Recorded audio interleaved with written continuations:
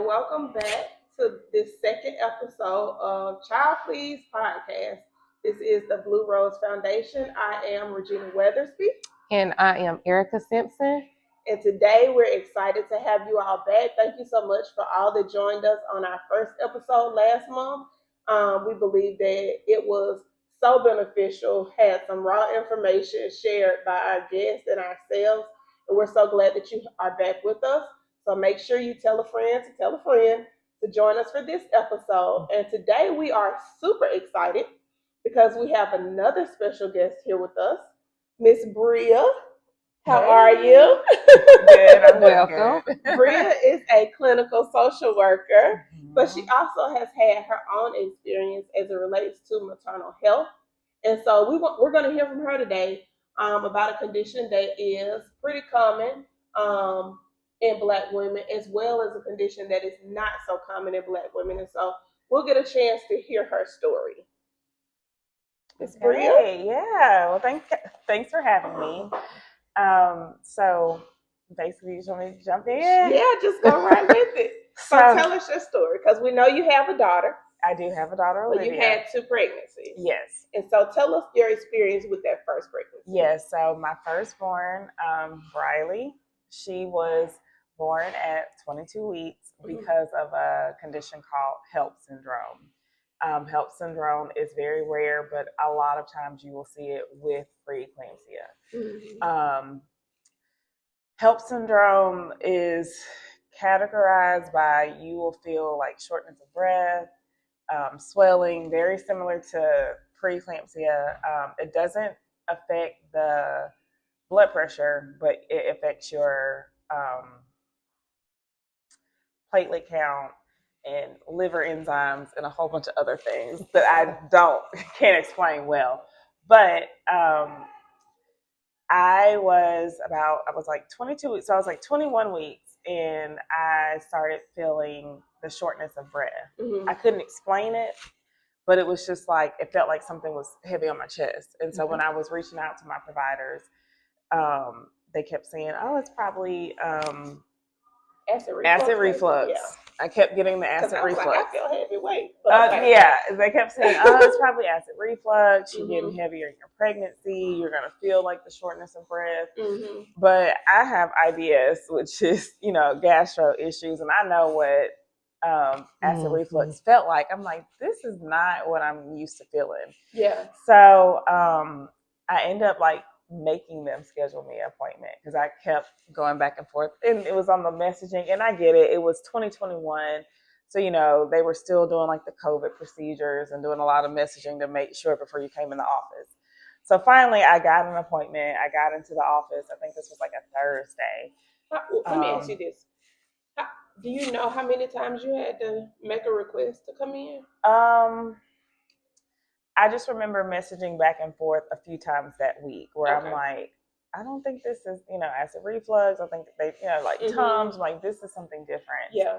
So I guess the question I want to ask, did you kind of feel like you were being dismissed, not being heard? Definitely felt dismissed and then you start to question yourself and well, maybe I'm just overreacting to first pregnancy. Maybe I don't know, but finally got in, and I was explaining this to my provider, and she did the typical the urine test to check for preeclampsia, and the protein. I didn't have protein in my urine because it was not preeclampsia at that time. It was HELLP syndrome, and so it wasn't showing up as far as that. But the breathing and the heavy feeling on my chest was to me was still dismissed. And so she's like, I'm just going to send you to a cardiologist, which was this was Thursday. It was Monday or Tuesday of the next week. And I'm like, okay, I'm just going to trust you. But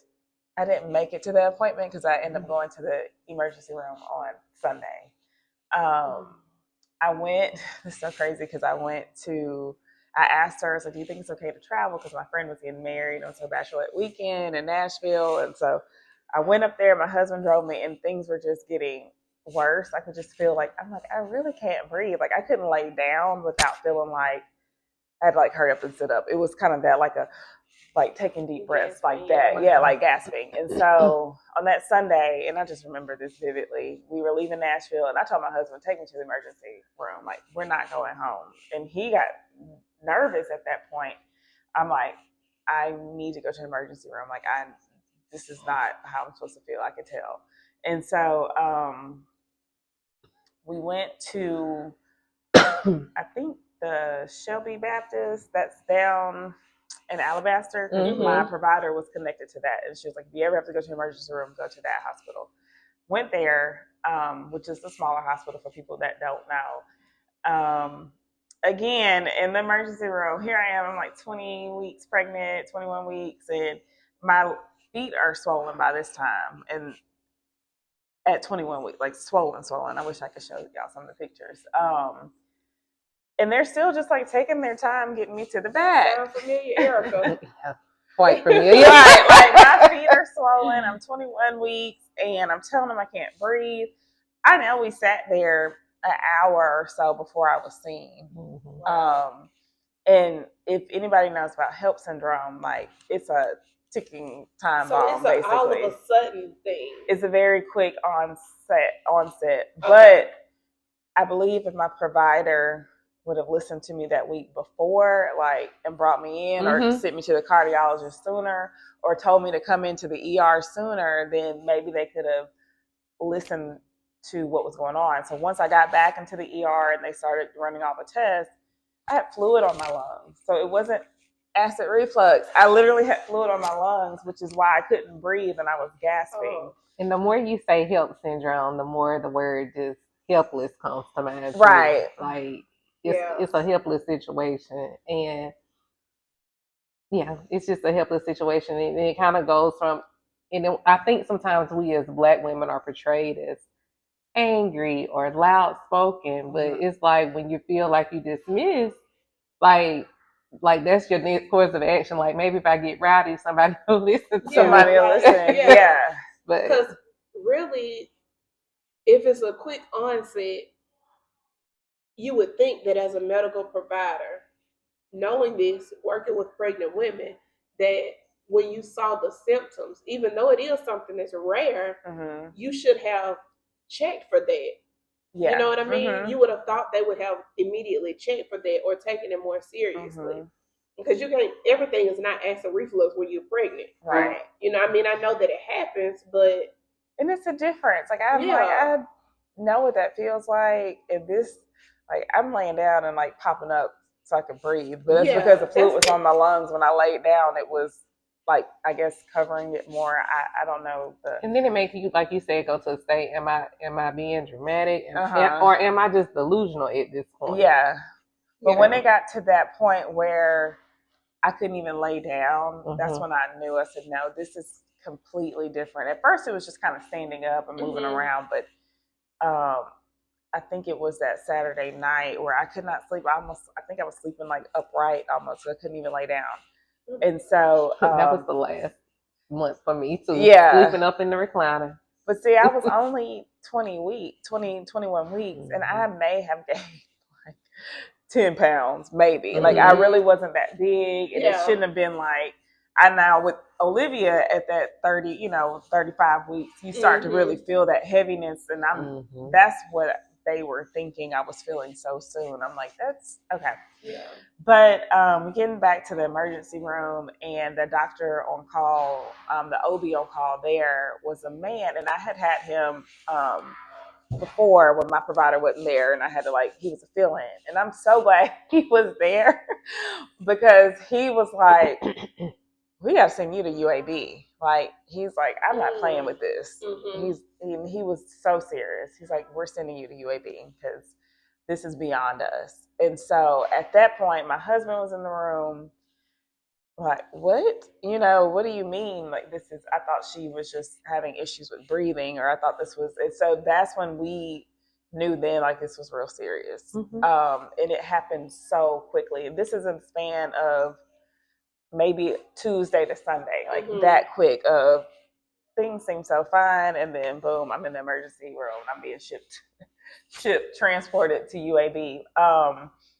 So they were trying to explain to me what was going on at Shelby, but I feel like everything's such a blur because I was so sick at that point. And another thing with HELLP syndrome, it's like upper right pain above your, like right up in here above your rib. So I started feeling that, like I was uncomfortable. They were trying to give me like the pain medication. I was starting to throw up. It was just coming on quick. Like it literally, but I had been sitting in the emergency room for 2 hours before I got back there, but things just started like happening and happening and happening. And so he's like, the ambulance is coming. My first ambulance ride. So nervous. So my husband, he drove behind. You know, I didn't know all this terminology. Don't know what's going on. I get to UAB and I'm like rushed in, and they're just like waiting for me. Like they're waiting, and they get in there, and we were like, okay, we got a little bit of time because what we were thinking was going to be way worse than what you're presenting. But I think I have a high pain tolerance as well. So I think I was very calm for what they were saying and what they were expecting me to be once I got there. Now that part is very blurry because of the HELLP and the preeclampsia, I was on the magnesium drip. Did either one of y'all have preeclampsia? No, y'all did not. Okay. So those who have preeclampsia know about the magnesium drip. It's just magnesium helps you from having I think it's like seizures or strokes or something like that. So as soon as you're diagnosed with preeclampsia, you have to get on this magnesium. That magnesium, it almost like it puts you in like a daze. It's like a fog. And so that makes it so hard for me to remember the hospital stay. Now, afterwards, I feel like I'm jumping, but I did get on a Facebook group that was dedicated to HELLP syndrome to learn about it because I'd never heard about it. And everybody talked about the magnesium like fog that it causes. And it's crazy. And because I had to be on it for days. I think it was like Monday to Wednesday. So I was on it for a very long time. So when you're on it, you can't get up. So I was just stuck in the hospital bed. Like you're on the at risk of falling. You know, you have to wear the thing on your arms. I couldn't get up. They were doing still a lot of tests while I was at UAB. Just so many people coming in. I felt like I was on like one of those doctor shows. Like, you know, I did. Because I've never been in a hospital for anything like that before until that moment. So I had, like, you know, cardiologists coming in. We had the OBs coming in. We had all these people coming in just checking on me. I'm getting wheeled here to this x-ray and here and there.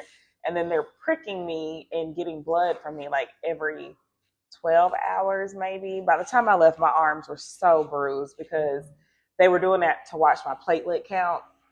And it was just dropping and dropping and dropping. It was very low. So it got to a point where the OB came in and was just like, we have to deliver. And again, that was another turning point for me and my husband, like deliver. At 21, 22? 21. I just turned 22 weeks by the time I had Riley. We were like, deliver? Like, what do you mean? And I even asked her, I'm like, can I just stay in the hospital? I'll just sit here for, you know, the next couple weeks. And she told me, and this is like the eerie thing, like, you don't have time. And I'm like, I don't have time. What does that mean? So my body was shutting down. My organs were shutting down. Oh my God. Liver was shutting down. Everything was shutting down at this point. And they're like, we have to deliver. So it's kind of one of those things where I could have died, and that's hard to say. Yeah, but and it's hard to hear. But that was that's the point that I was at that point. And so, it's just the only thing. And I like to share this for people who for Black women who may have like Black daughters. They said that Black baby girls are the strongest. Yes.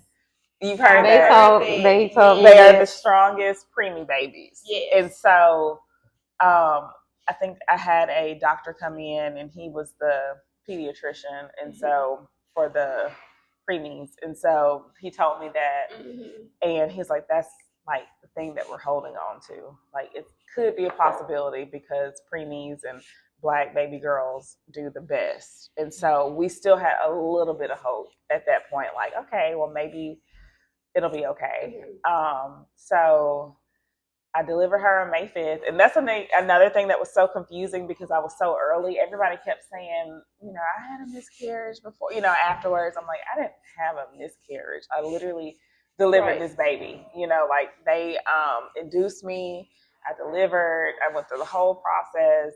She was born alive, but her little heart and lungs just could not take it. And so she passed maybe 15 minutes later, and I had to read. I went through this is just trauma. I went through some of my medical history to read about it because I felt like because I was in that magnesium fog that I couldn't remember everything, and that was bothering me, that I couldn't remember these little details. My sister was in the room with me a lot. I can remember giving her some paper, and they were like, "Here, we need you to read on this and sign it." I could not think, I could not focus. So I had to give it to her. I need you to tell me what this is saying because I can't even understand it right now. I can't even pay attention to it long enough. So it was just being in that fog. I hate that because I can't remember everything, but it may be a good thing that I don't remember everything that way. But I know my husband was just torn about it because he was in this seat I could lose my wife and I could lose this baby, so I wish he would talk about his side and how he felt during all that. And so my side of it was just trying to just follow what the doctors are saying at this point. I didn't really have any other choice. But we delivered Briley on May 5th, 2021. And we got to have time with her. My in-laws got to come and see her and have time with her. And then it's that finality, I don't know if that's the word, but just the final of it all was kind of that's it. My baby has passed. I'm no longer pregnant. You're sent to the mother room, right? And you're just in there, and they're doing all the procedures of the postpartum procedures. All these things are happening, and it's almost like a unrealistic thing. Is this really happening? I'm really, in this room. I'm no longer pregnant. I don't have my baby anymore. It was just it was a crazy thing. One of my friends described it to me with my experience when my twins passed. She was like, it just feels like your life was going, and then there's a parentheses, and this happens, close parentheses, and then it's life. Is that part even, was that even real? Right. I know sometimes I still feel did this really happen? Right. How I remember it? Because this is crazy. Yeah. So I get exactly what you're saying. Yeah, it just doesn't feel real. The pregnancy, and then that's it, and you don't get to what am I supposed to do now? Right.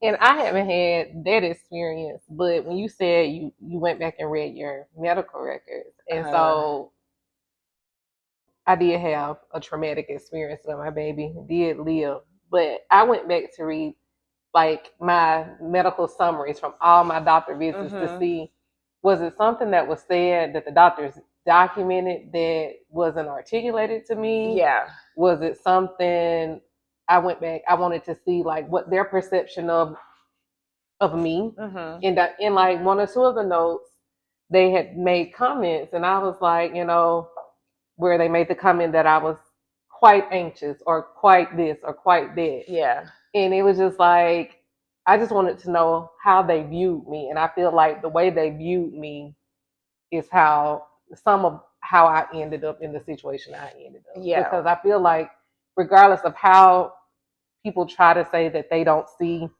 certain things, there's a certain level of bias when they walk in a room with you. Yeah. It's interesting you said that. I was literally looking at social media yesterday, and I ran across a reel, and it was a lady talking about in medical records how there is sometimes a level of racism even in how things are documented. And she was saying, for instance, you might have someone, let's just say it's a white patient, their records may say needing medication or requesting medication, whereas a black patient's records might say medication seeking. Okay. And you're saying the same thing, but those are two very different meanings in those statements. Or you might say, for the white person very upset, and for the Black person very aggressive. And so just how even in the records, in the written documentation, there's a difference. And so if information is being passed from one provider to the next and they're reading this, they're already, before they even open that door, it's a perception of you. You created like this image of this person. I'm a medication seeking, aggressive Black woman. Yeah. Versus I'm a person who's in pain needing medication and upset maybe because what I'm saying is not being heard or received.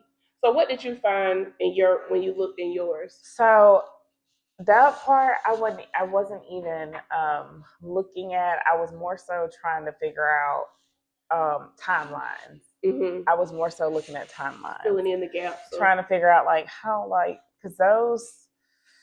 I think I was at UAB from Sunday and I had her like a Wednesday. So that 48, 72 hours to me felt so quickly. So and like I said, I was on that magnesium. So I was just looking at timelines to see like, okay, so this was happening, and also just like the delivery and then how long Briley lived. So I didn't even, now I'm like curious to go back and look at that part because I was just looking for timelines. Yeah. I do remember though, when I was in the hospital and they were talking about delivery, I asked to speak to my provider that I've been seeing. And so they got her on the phone because I was like, what's going on? And she's like, I'm just so sorry. This can happen like so suddenly with with a HELLP syndrome. And I'm like, but I feel like I was trying to tell you, So I remember having that conversation and with her saying, I'm just so sorry. That made me know like, okay, this is true. This diagnosis is true. Like I have to go ahead and deliver. So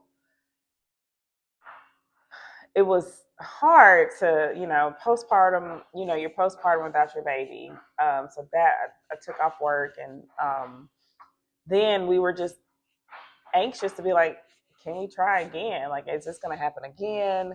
Will I be able to, and so we had to wait like 6 months because they're like, your body is really important after HELLP syndrome. It wasn't just the HELLP and preeclampsia. It's really important to let your body heal. My platelet count had to get back to a certain level. It was a lot of things that need to go on. I had to do like a cardiology follow-up. Like I had to wear the heart monitor, and I've had to do that a couple of times since. So I do a lot of these follow-ups, a lot of these things before they're like, cleared me to start trying again. So we did get pregnant, and we had Olivia, firecracker.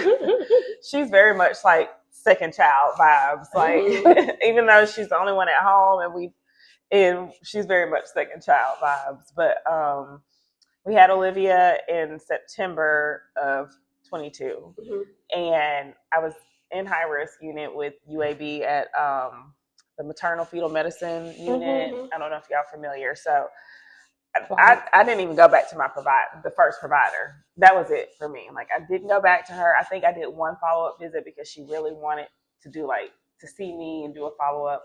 I did that one, and then that was just the closure for me to like move on. How was that visit? I was, of course, very upset, very angry. I just tried to stay calm. Again, she was just very apologetic. I'm just so sorry that this happened. HELLP syndrome can come on. I didn't even see the signs in you, all these different things. And I'm like, okay, but I was trying to tell y'all that something was off. So I just did that. I didn't have to do that, honestly, because I was already in the care of UAB by that point, but she just requested and really wanted that follow-up visit. And so I did that. And so it was just kind of like just closure and just moving on from that.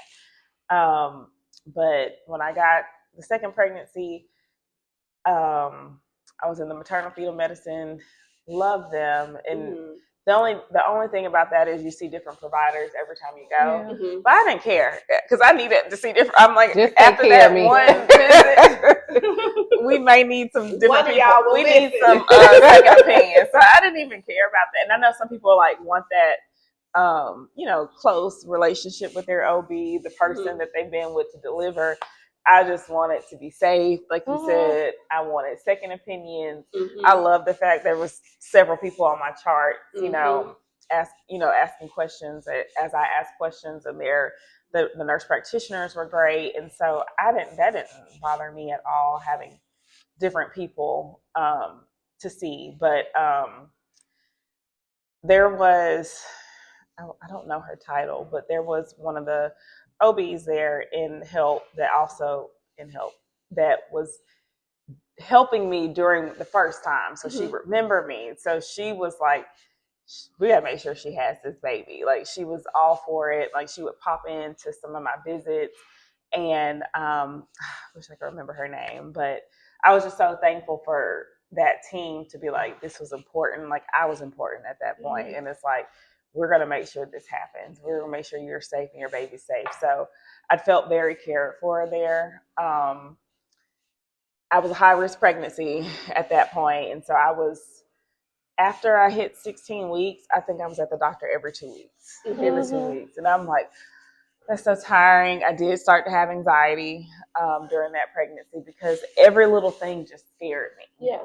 And then especially as I was leading up to 22 weeks.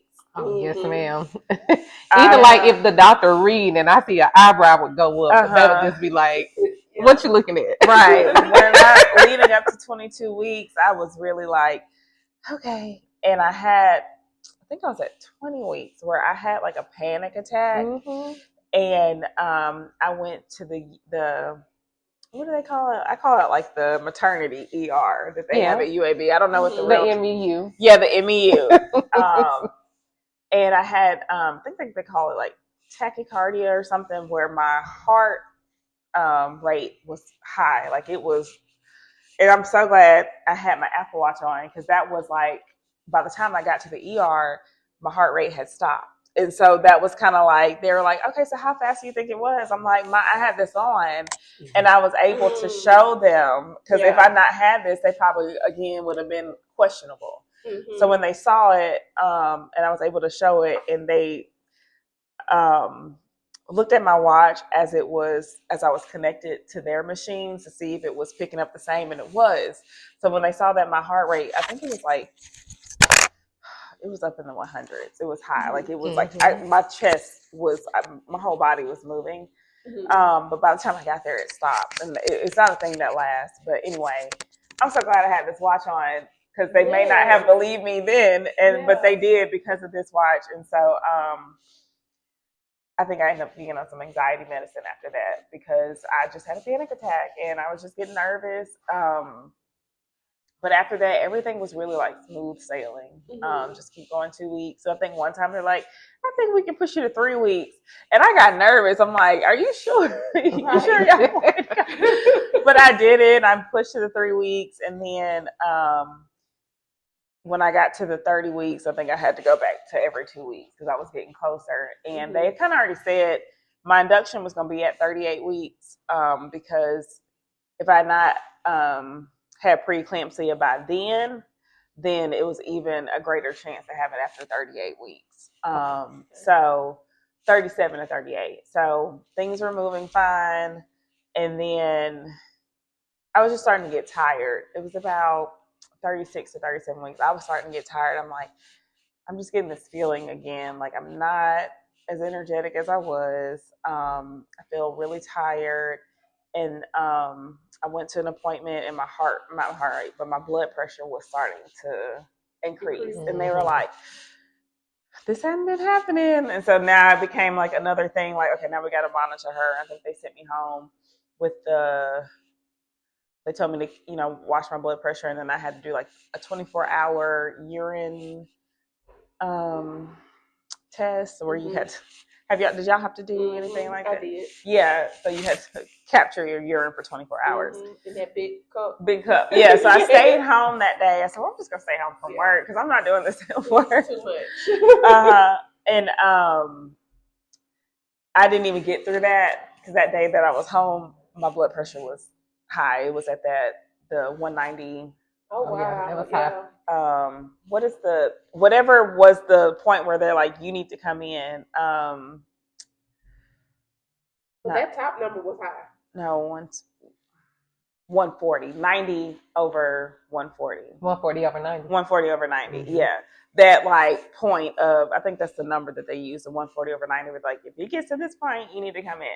So I called the nurse's line and said, I'm at this point again. Mm-hmm. And so I kept monitoring it, and finally they said, just come on in.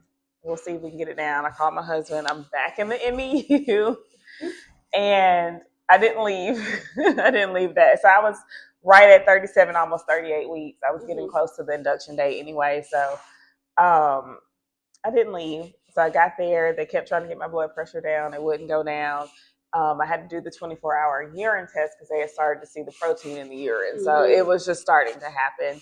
The preeclampsia was just oncoming. Now, I had been on the baby aspirin that whole pregnancy and it worked. It seemed like it worked. I know some people have been skeptical about it, but for me, it worked because I may not have gone that far without preeclampsia without it, because they say if you have preeclampsia once, it's most likely you could have it a second time and a third time. So I do believe that helped. But at that point, I think I had just hit 38 weeks, or I was close to 38 weeks, and maybe a day off of the induction date that I was going to have anyway.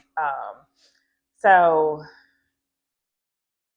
that was another turning point. I called my husband, like, just come on down to the emergency room. My blood pressure is up this time. It's not going down. So it was like, again, just that like emergency situation, not what you see on TV, like, oh, my water broke. It was just like another emergency situation.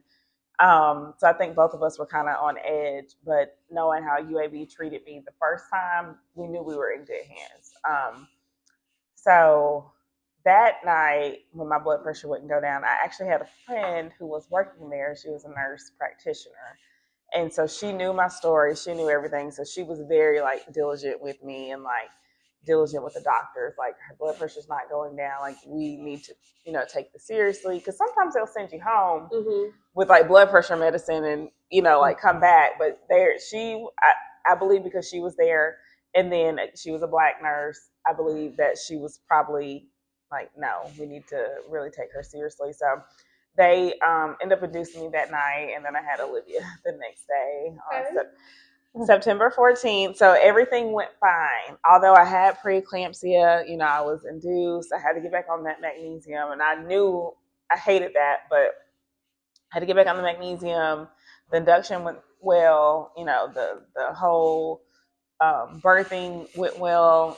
Some people end up having to do C-sections and all that. I didn't have to do any of that. So she came out fine and healthy. I was fine, because even after you have the baby, it's still a chance that you can get, it's actually eclampsia. And so I was nervous about that, but I didn't have any of those. Now my blood pressure stayed up. I had to leave on blood pressure medicine, but now I only get high blood pressure when I'm pregnant. So yeah, so that was like our success story. Although we still had a scare, but it was still a success, And I think even with the scare the second time, just listening to you talk, it sounds like you had a medical team around you that didn't hesitate. Yeah. And you felt heard. Yeah. You felt heard. Yeah. And I felt that maternal fetal team, they are very thorough. And so they did just all different. I had to do several ultrasounds, more ultrasounds than normal, which is fine with me because I could see my baby more. So I had more ultrasounds during that round, just more lab work during that round. Like, they were very, very thorough, and I really appreciated that. Even with it being different providers, they communicated with each other, so they all knew my charts when they came in, and it just felt so much better. And then even going to the MEU, that the last and final time when I couldn't get my blood pressure down at home, even then I was taken seriously. And so because of my chart and because they knew the risk that I was at of not only preeclampsia, but possibly getting HELLP syndrome again. So I was very thankful for that and that second time around. And so you know, people are always like, okay, so Olivia's about to be 3. Like, when's the next? I'm like, do y'all know the trauma that I have been through? People don't, when they ask that question, sometimes people don't really know. Like, girl, I have been through so much, you know. You know what it takes to get these little people here sometimes. Right. When you said the MEU, it made me think about my experience, baby. You sounded like me. Every time I went to the MEU, I would call my husband, go on and bring my headscarf, bring my charger, because I'm finna stay. At that point, I had a little mini bag in my car from, I think literally from like 20 weeks on, I just kept a little bag in my car. And I think my sister may have brought, or my brother-in-law had brought the other bag I had at home, but I had stuff already packed, just keeping in the car. Now my husband was not and I kept telling him, like, you need to just be prepared. You need to be prepared. You need to have your bag packed. So that night, I believe his brother had to go to our house and pack his bag up. I said, I have been telling you that anything can happen after, especially after 35 weeks. Like, anything can happen. And I was kind of prepared. I remember, because I worked in the school, so I remember going to the school nurse, like, I need to check my blood pressure, you know, like, and she was like, it was starting to rise. And so I was just aware too the second time around, and I was more aware, more educated, so I knew the symptoms. Like, I was not playing with them either. So that's so important, because I think that arms you like with a whole nother set of tools at that point. Like, when you know, and you can say, hey, I know you're saying it's nothing, but based on what I know, it could be this, or it could be that, it could be something, and I need you to check me for that. Then I think you're on a whole different playing field at that point. And I think that when people know that you know, they make sure that they dot all I's and cross all T's, because they know that you're aware of what could be going on. Exactly. So I think that's the important part about making sure that we're educated on, different things that can happen during pregnancy and after. Yeah. So that we can be advocates for ourselves. Yeah, because just in backtracking, after I had Briley, the first pregnancy, when I was discharged, we ended up having to go back to the emergency room because I think my blood pressure had not leveled out. It was still going up and going up. So that 140/90 number, I think I'm still saying it backwards. Am I saying it right? Yeah, that's right. That's right. That's so 140/90, I think, is ideal. Yeah. And then when it gets up, Yeah, so I was up past that, and so we had to go back to the emergency room, do some more tests. I was nervous because of the, eclampsia and the things that they say about that. But really it was fine. They just had to put me on blood pressure medicine. Yeah. So I had to stay on that for about 6 weeks after that pregnancy too. So I know that was a long, and I still have effects from it. So I still see a cardiologist like every 6 months or once a year. So I still follow up with them. My cardiologist is like not sure about another child, just because the effects of preeclampsia on your heart, it could cause heart disease in the future. So if you keep having babies and you keep having preeclampsia, it's just going to affect your heart in the future. And so I just try to be more educated about all this stuff too. So I don't know, we'll see what the future holds. Well, we appreciate you telling us your story, your transparency, and hopefully, you telling your story will help other people be able to advocate for themselves. Right. So we appreciate it. Yeah, that is my thing to say is, your body. If you feel off, I don't care if they think you're crazy. Just go to the ER. It can't hurt. They can be like, okay, she's just anxious or whatever. Well, I'd rather be known as anxious than to be missing signs, because if I had not gone to the ER with that first pregnancy, it definitely would have been fatal for me, and so I'm glad I just listened to myself and said, I'm just going to go ahead and go. And not wait on that appointment the next day. Well, like Erica said, thank you so much for sharing your story. I know sometimes it can be difficult for us when we start talking about our own experience. Yeah. Because in talking about it, you kind of go back to that place in your mind. So like she said, we appreciate your transparency with that. And we believe that, the more we share our stories, because things aren't talked about as much in our community, that other people will hear them, and then they'll be able to relate to them. Or if they have those experiences in the future, it'll, a memory of what they've heard will come up that will cause them to maybe take a different action than they would have taken had they not heard from someone else. So that's the goal. But we appreciate you Thank y'all talking for to having us today. me. Yeah. And we thank you all for joining in with us again and listening. We hope that we know that something that was said today will be beneficial for you in your journey or for someone that you know. So please make sure that you share this video with your friends. You can follow us on Instagram, Facebook. You can see our website at www.thebluerosefoundation.org. And please make sure to subscribe to our channel. Thank you so much. Bye. Bye.